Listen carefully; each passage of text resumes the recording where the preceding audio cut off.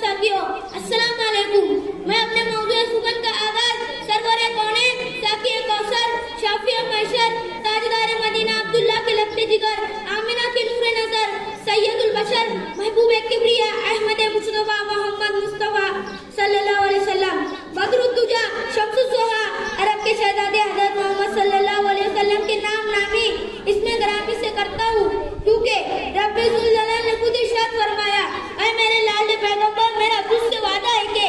जमीन के जिस खित्ते पर, आसमान के जिस कोने पर, पानी के जिस कतरे पर, जिस इंसान के दिल और दिमाग पर तेरा जिक्र होगा, मैं उस पर अपनी रहमत की बारिश बरसा दूंगा। मैं एक शेर के साथ अपनी तकरीर को खत्म करता हूँ। तेरी ही रहमतों का दरिया सरे आम चल रहा है, तेरी ही रहमतों का दरिया सरे आम चल रहा है, मुझे भीख मिल रही है, मेरा काम चल रहा है। मेरी जिंदगी का मकसद तेरी दीन की सरफराजी, मेरी जिंदगी का मकसद तेरी दीन की सरफराजी, मैं इसीलिए मुसलमान, मैं इसीलिए नमाजी। वाह खुदा